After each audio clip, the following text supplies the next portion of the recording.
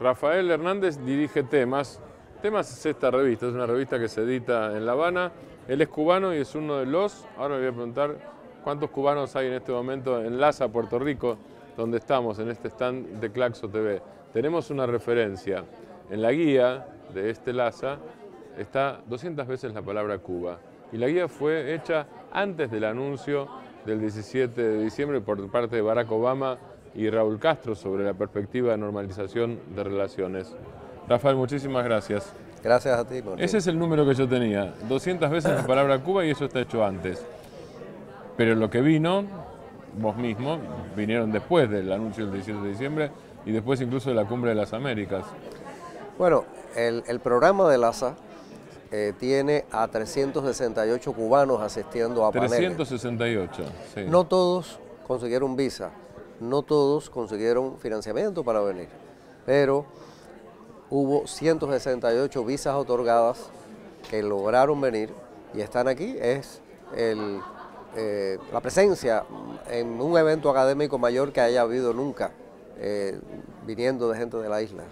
Además de los cubanos que viven afuera, que también están participando ¿Es la presencia mayor de cubanos? Es la presencia mayor de cubanos residentes en Cuba, sí, que hayan venido a participar en un evento como este.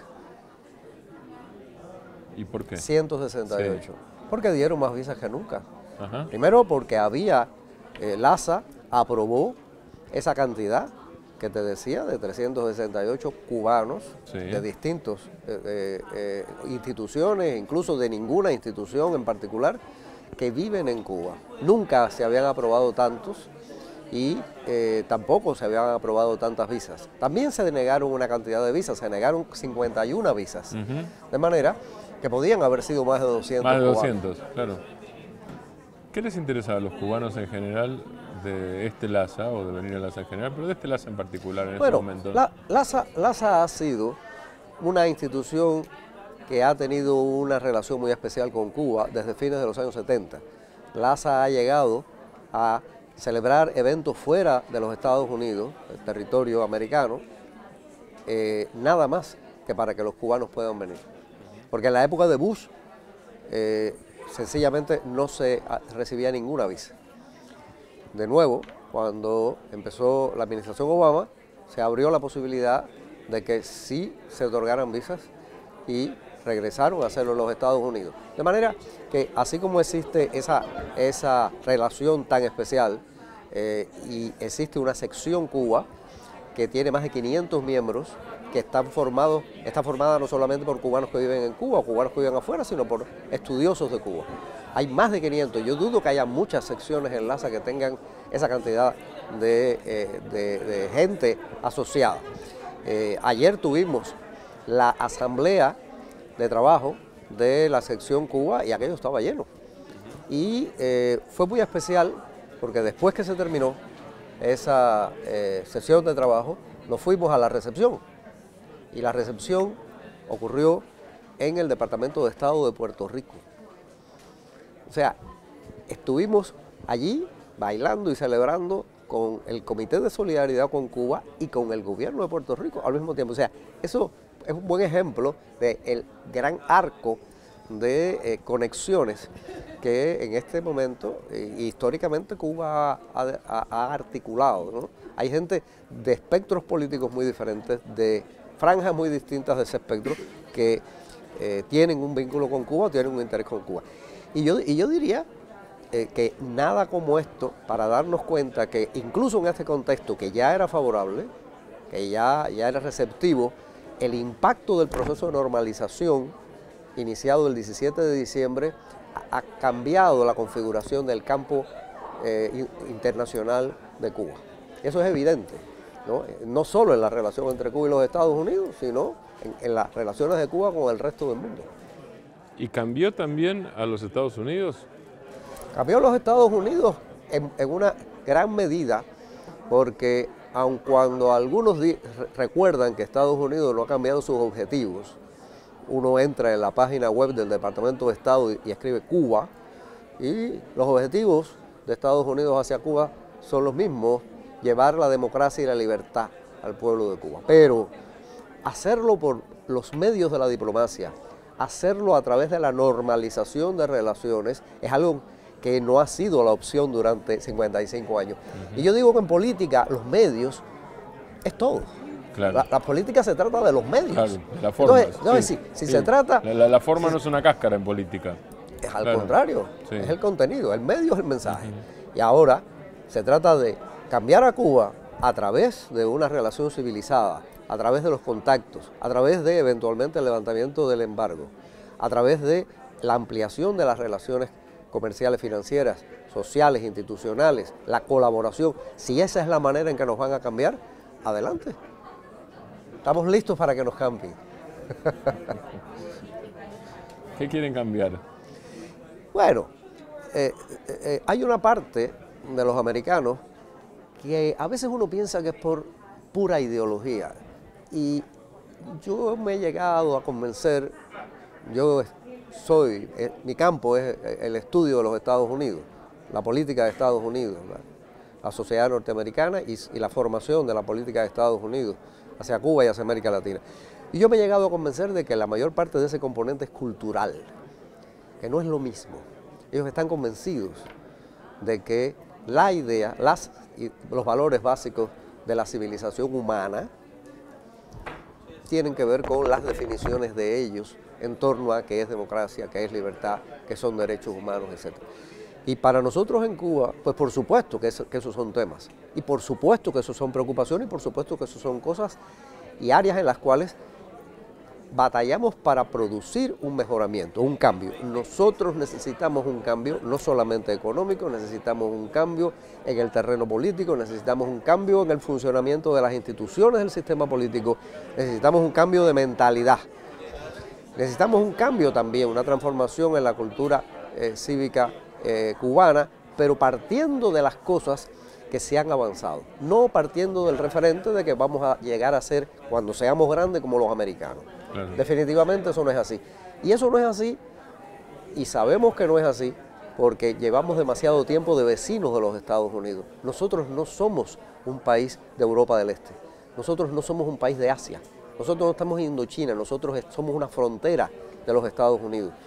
Nosotros tenemos un límite marítimo con los Estados Unidos. La Habana está más cerca de Washington que ninguna otra capital de América Latina. Y eso no ocurre por gusto. Eso crea una relación de vecindad que tiene este lado de que se trata de un vecino poderoso, grande, y en buena parte de esta historia dominador, pero también tiene otro lado que no es malo, que es el lado de la comunicación cultural y social. Nosotros tenemos en nuestra cultura y en nuestra historia muchos elementos que vienen de los Estados Unidos. Y eso somos nosotros. Nosotros no jugamos fútbol bien, nosotros jugamos bien béisbol. Béisbol, exactamente. Entonces, eso simplemente como ilustración de lo que quiero decir. Más allá de lo que Obama dijo y de lo que Raúl Castro reconoció en la Cumbre de las Américas, hilando más fino si querés, ¿por qué los Estados Unidos deciden, a tu juicio, la normalización?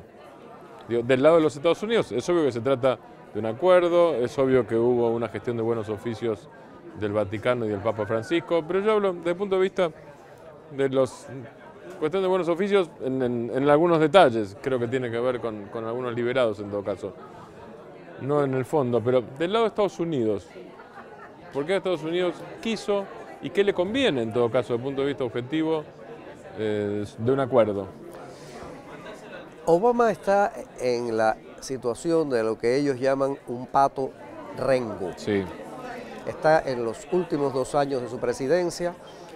Su presidencia no se ha caracterizado, a pesar de la manera entusiasta en que empezó y aplaudida en que empezó, por las grandes realizaciones. Quiso hacer un sistema de salud nuevo, no lo logró. Quiso hacer una nueva ley, una nueva ley migratoria. Quiso hacer una reforma migratoria, tampoco. Quiso resolver los conflictos en Asia Central, la situación en Asia Central, en lugares como Irak, como Afganistán, están bastante lejos de un desenlace favorable o en el interés de los Estados Unidos. De manera que al final de toda esta historia, paradójicamente Cuba, que es un tema muy por debajo en la agenda de política exterior de los Estados Unidos. En la época de la Guerra Fría estábamos mucho por arriba. Claro. Después de la Guerra Fría dejamos de ser una amenaza, y como dejamos de ser una amenaza, bajamos y bajamos y bajamos y bajamos. Cuba no es un país que es base de terroristas, a pesar de que nos tienen puestos en la lista de los países terroristas todavía. Y está saliendo. Estamos saliendo, pero Cuba está abajo. Yo creo que en términos de inversión, en términos de invertir un capital escaso, el escaso capital que le queda al presidente de los Estados Unidos para invertir en una cosa que tenga frutos, que dé resultados. Cuba, paradójicamente, se le presenta como un tema en el cual es posible invertir y en los próximos 2 años obtener resultados. Ajá. Y de hecho ya ha obtenido unos resultados que tienen un nivel de receptividad y un nivel de aceptación y de buena acogida, no solamente dentro de los Estados Unidos, sino fuera de los Estados Unidos, porque hubo una confluencia de contextos. Un contexto doméstico favorable, la mayor parte de los americanos estaban a favor, la opinión pública norteamericana está a favor. Inclusive leí en las encuestas votantes republicanos.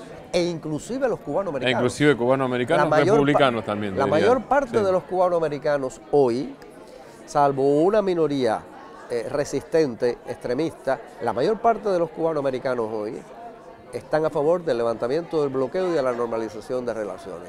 Toda América Latina, todos los gobiernos de América Latina y del hemisferio, Canadá incluido, el gobierno conservador de Canadá incluido, que colaboró también en este proceso de diálogo que condujo a la normalización. Europa, los aliados de Estados Unidos están a favor del levantamiento del bloqueo y de la normalización. El mundo entero, Rusia, China, todo el mundo. Hay una coincidencia que nunca existió antes de esa manera que favorece este encuentro. De manera que paradójicamente, para decirlo en términos de la teoría marginalista, se trata de un menor costo marginal que ninguna otra inversión con un bajo riesgo y con altas probabilidades de éxito. Por consiguiente, hizo la inversión, puso todas las fichas en el medio del tablero, como si estuviera en el póker, no lo hizo paso a paso, sino se lo jugó todo, pero se lo jugó todo en algo que tiene altas probabilidades de tener éxito. Y ahora que lo hizo, después que lo hizo, lo tiene que cuidar, porque se trata de una inversión, para la cual tiene 20 meses. Esto es un juego de ajedrez. Hay que mover fichas a lo largo de 20 meses, porque a los 20 meses hay que bajar lo que controla el reloj del ajedrez, porque hay que haber, en ese punto, gane un presidente, un candidato republicano, o gane uno demócrata, es clave haber avanzado lo suficiente como para haber traspasado el punto de no retorno. Que lo que quiero decir no es que no se pueda volver, sino que sea muy costoso. Claro, claro, que revertirlo cueste. Esa es mi explicación. ¿Y del lado cubano, Rafael? Y del lado cubano, los cubanos, la posición cubana, desde la asunción del poder en 2006 de Raúl Castro, temporalmente reemplazando a Fidel por su enfermedad y después de manera permanente en el 2008, la posición cubana fue: le estamos ofreciendo un ramo de olivo a los Estados Unidos, sin condiciones. Solamente 2 premisas. Una, no condiciones para sentarnos a negociar. Una, segunda, vamos a discutir de todo. Podemos hablar de todos los temas, incluidos los temas internos, pero sin doble rasero. No se trata de que nosotros no vamos a aceptar un debate en el cual se nos aplique un rasero diferente al que se le aplica a otros países del mundo. Vamos a hablar de derechos humanos. Bien, vamos a buscar una consistencia en el tema de derechos humanos. Se trata de violación de derechos humanos. Bien, examinemos entonces de manera simétrica las violaciones de derechos humanos, porque nosotros tenemos limitaciones y cosas que no funcionan bien en la esfera de las libertades ciudadanas, pero ¿quién no tiene eso? ¿O quién no tiene violaciones flagrantes a los derechos humanos, incluyendo los propios Estados Unidos? Si algo como Ayotzinapa hubiera ocurrido en Cuba, Estados Unidos hubiera llevado el caso al Consejo Nacional de Seguridad, al Consejo de Seguridad de las Naciones Unidas. Entonces, no se trata de que no tengamos problemas, se trata de que no admitimos que se nos trate con un doble rasero, no admitimos la discriminación. Fuera de eso, estamos listos para discutir de cualquier cosa. Y si tuvieras, Rafael, no tanto en la cuestión, te hago la misma pregunta o te pido si pudiera hacer la misma respuesta analítica que diste respecto a Estados Unidos. Si vos pudieras distanciarte de la propia Cuba, de tu propio país, y dijeras, bueno, el análisis de intereses y el análisis histórico de Cuba respecto a Estados Unidos es este y este y este. El cálculo del gobierno cubano fue tal, el cálculo del pueblo cubano que el gobierno representa es tal, y el futuro previsible, ahí no hay un tema de la IMDAC, pero no sé, me dirás qué pasa. ¿Qué es lo que pasa, Martín? Yo trato de distanciarme y analizar las motivaciones del gobierno cubano. Entonces se trata de dos situaciones diferentes. Distintas. El gobierno cubano le cuesta la relación con Estados Unidos. Ajá. Es una pérdida, es un elemento negativo y agobiante sobre la vida económica, política, social del país, porque afecta no solo la posibilidad de tener una relación comercial o financiera con Estados Unidos, afecta a las relaciones de Cuba con el resto del mundo. Claro. Lo primero que va a ocurrir cuando se levanten las restricciones del bloqueo es que el resto del mundo va a empezar a tener más relaciones comerciales y financieras con Cuba. Y van a venir los israelíes o los chilenos a invertir en los cítricos cubanos porque van a poder exportar hacia los Estados Unidos y nosotros estamos aquí al lado de los Estados Unidos. El atractivo que Cuba tiene como cercana al mercado norteamericano solamente se puede liberar para el resto del mundo y atraer inversiones del resto del mundo y atraer el interés de comerciar con Cuba, porque Cuba no puede venderle su níquel a Japón, porque para venderle el níquel a Japón los japoneses tienen que querer comprar un níquel que no pueden utilizar más del 4% de él para fabricar un Toyota y vendérselo a los americanos, claro. Porque los americanos registran con mucho cuidado, con un monitoreo estricto, todas las transacciones comerciales de Cuba, y un país que compre materias primas cubanas, un país que haga transacciones financieras o bancarias con Cuba, está bajo el radar de la Oficina de Control de los Activos Extranjeros, que es una dependencia del Tesoro, sí, que se dedica a vigilar esas transacciones con Cuba. De manera que Cuba ha estado en el pasado y está ahora motivada por quitarse de arriba esa piedra enorme. El gobierno cubano ha intentado buscar negociación con Estados Unidos porque es evidente. Lo que pasa es que lo que ocurrió el 17 de diciembre solo es posible si Estados Unidos tiene la voluntad. Claro. La voluntad del lado cubano y la razón de ser de una política de diálogo y de negociación es obvia porque está en el interés de Cuba el lograrlo, el desarrollar eso. Y Cuba tiene relaciones. Este gobierno y también el gobierno de Fidel Castro ha tenido en el pasado relaciones diplomáticas y financieras con gobiernos muy distintos. No se trata de un país, de un gobierno que solamente se haya limitado a hablar y a hacer negocios y a hacer alianzas con sus amigos. Por supuesto que con sus amigos tiene relaciones especiales, claro, pero con muchos otros que no son amigos, que tienen posiciones ideológicas radicalmente opuestas, ha tenido una dosis de pragmatismo. Y Raúl Castro... ¿Por ejemplo, con quién? Por ejemplo, con la España de Franco. Claro. Por ejemplo, con los gobiernos conservadores de Canadá. Por ejemplo, con muchos gobiernos conservadores de América Latina. Cuba se ha ofrecido para servir de mediador entre la FARC y el gobierno colombiano. Sí. No ha sido un gobierno liberal, no ha sido un gobierno de centro-izquierda. Y ese gobierno colombiano, igual que los gobiernos conservadores españoles, que han buscado la participación de Cuba en determinadas acciones internacionales, todo eso ha tenido lugar no por afinidades ideológicas. La mayor parte de las relaciones de Cuba con América Latina no se basan en afinidades ideológicas, no sé, desde los años 70. En los años 60, el gobierno cubano, la revolución, los cubanos nos quedamos aislados. Sí. Y en esas condiciones, los únicos interlocutores eran los movimientos armados, las guerrillas de la izquierda latinoamericana. Pero en el momento en punto en que los gobiernos empezaron a tener un diálogo con Cuba, a querer tener un diálogo con Cuba, entre el 70 empezó con el gobierno de Allende y el 75, y dejaron de actuar las sanciones de la OEA sobre Cuba, las relaciones diplomáticas cubanas se extendieron con gobiernos que no tenían afinidades políticas. Y después del fin de la Unión Soviética, después que se retiraron las tropas cubanas de Angola, después de que dejaron de haber asesores militares en Nicaragua y de apoyar al conflicto en El Salvador, porque se acabó el conflicto en El Salvador, cuando las tropas cubanas y la colaboración cubana con las revoluciones en África y en Centroamérica regresaron a Cuba, lo que a Cuba le quedó luego del fin de la relación especial con la Unión Soviética fue su diplomacia. Y si tú miras las relaciones de Cuba con el resto de América Latina y en particular con el Caribe, a partir del año 90-91, verás que se multiplican las relaciones, la colaboración. La principal fuente de ingreso de Cuba no es el azúcar ni el tabaco.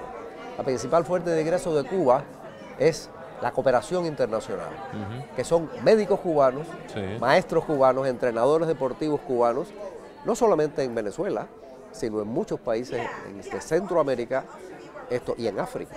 Esa es la principal fuente de ingreso del país de hoy. Se trata de una diplomacia que se sostiene sobre la base de relaciones y de ingredientes, de componentes de política diferentes.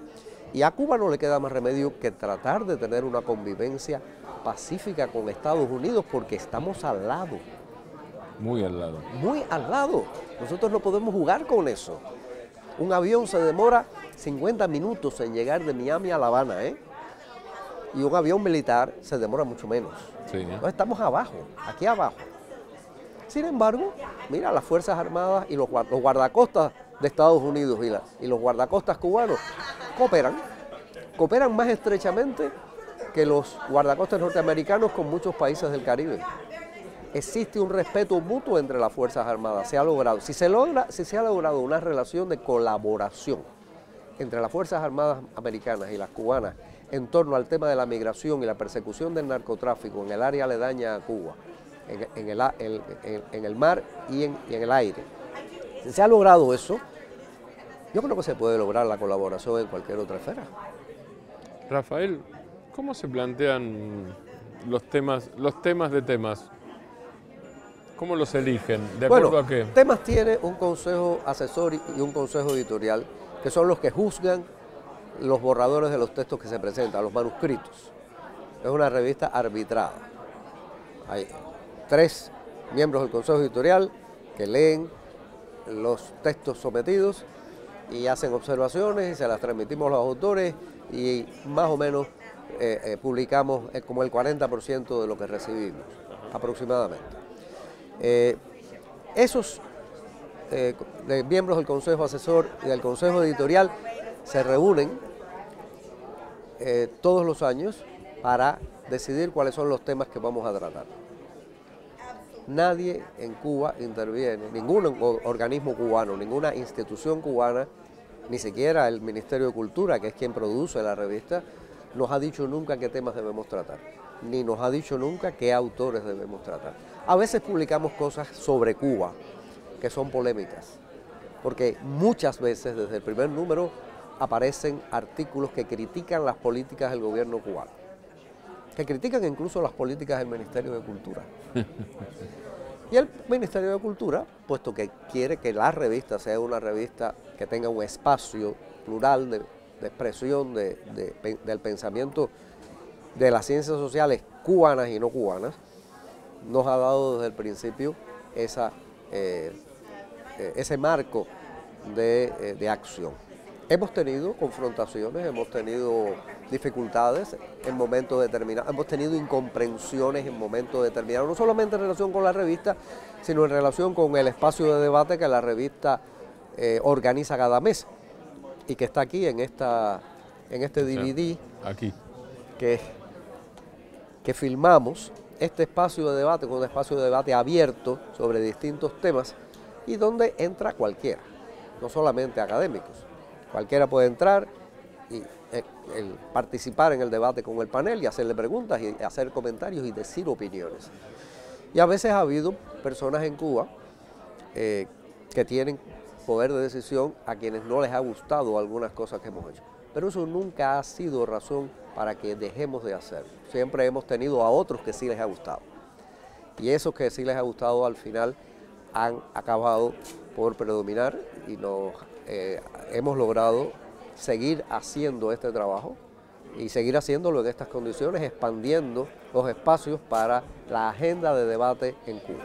Agenda de debate que no es solo sobre problemas que tienen una expresión muy concreta en Cuba, sino problemas contemporáneos, problemas que tienen que ver con la realidad de América Latina, con la realidad del mundo contemporáneo. Y el propósito de la revista es contribuir a eso, contribuir a una visión analítica, crítica, de problemas fundamentales de la realidad nacional e internacional y contribuir con eso modestamente, no solamente a que los ciudadanos, sobre todo los ciudadanos, los lectores de la revista tengan una visión más ilustrada acerca de los temas, más capaz para discutir sobre esos temas, sino también eventualmente para que los tomadores de decisiones también se aprovechen del conocimiento. Yo diría que probablemente nunca antes como ahora hemos tenido un gobierno que le ha prestado más atención al conocimiento como un ingrediente de la toma de decisiones. Y eso nos satisface. Rafael, muchas gracias. Gracias a ti, Martín. Rafael Hernández, director de temas de Revista Cubana en Claxo TV en Laza, Puerto Rico.